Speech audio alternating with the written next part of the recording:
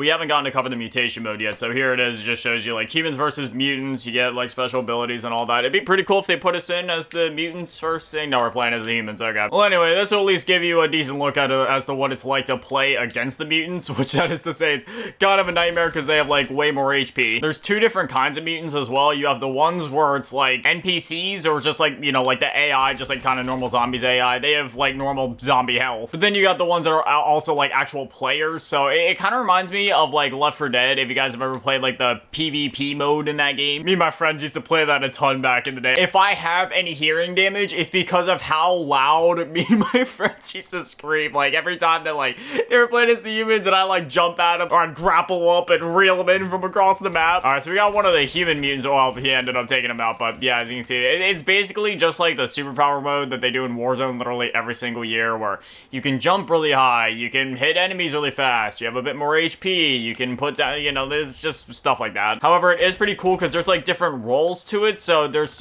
one where you can play as the Hellhound, there's one where you jump around, there's one where you can cloak yourself, like there's a bunch of different abilities. Also, it's worth noting that for some reason, this time with the DNA event thing, they aren't letting you just get DNA in literally any mode like they usually do. For some reason, you can only get it in specific modes. So you can get the DNA strands in zombies, then the mutation mode, but unlike last time where you could even get it in, say, like small map mosh pit or something, you can't do that this time. You can only, again, get it in certain modes. You can also get it in Warzone in the limited time event that they have going on over there. Overall, this mode is pretty fun, and yeah, as you can see, there's like the one ability right there, everything kind of go invisible, which really isn't that hard to see. You also got kill streaks in this mode, which you can't, it's not like your custom kill streaks, it's the ones that they automatically assign for you, and it's always like a SAE, as well as a sentry gun, and then finally the Juggernaut suit if you're able to unlock it. Sorry, my OCD's going crazy, just had to verify that it's still in butt cheek mode. One cool thing about this mode is that it does flip at halftime, so say if you spawn in as the humans, halfway through the match, you are going to be able to play as the mutants. You just got to wait until the halftime point. Right now, we're down 26 to 29, but it will be switching over in about 30 seconds. Dang it, somebody got an execution on me. I will say, the executions for the mutants are pretty cool. Like,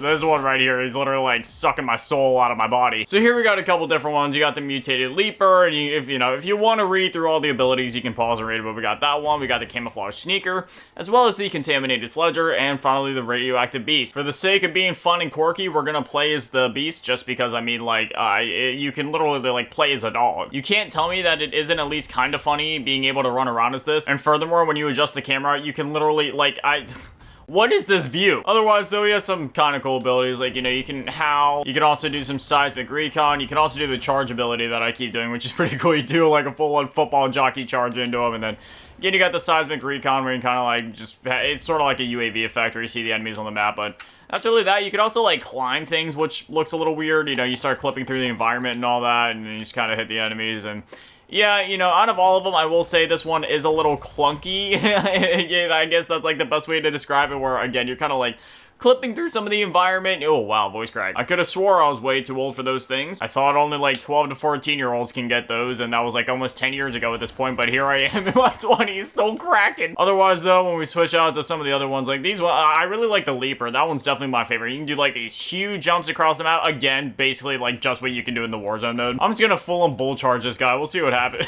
There we go, got the kill. And the dog walked up to the lemonade stand, and he said, "You're gonna die, fool!" Anyway, now we're playing as the leaper, and, yeah, you know, you just kind of leap across the map, and it's pretty cool. You got snapshot grenades too, which you can kind of toss out, and it lets you see the enemies. You can do another leap again. You got mutant rage, which makes you angry. You won't wake me when I'm angry. So yeah, overall, you know, there's some fun stuff happening in Call of Duty. Ah, there it is. There's the server lag. We were good for the entire game, but now you guys can see it. If you watched my last video, it was pretty rough, but yep, it's starting to kick in again. Their servers are still busted, so I don't know how long we'll have to play yet. I'll try to finish out this match if I'm able to, but yeah, the lag is definitely starting. Yep, there's the jitters. Activision, just acquired for $69 billion. They themselves are a multi-billion-dollar company owned by a $3 trillion company, that being Microsoft, and yet the servers are still running off of McDonald's server blades. It's crazy to think that in instances like these, playing peer-to-peer back on like Xbox 360 and PS3, or heck, even further back than that on like PS2 and Xbox, would have been more stable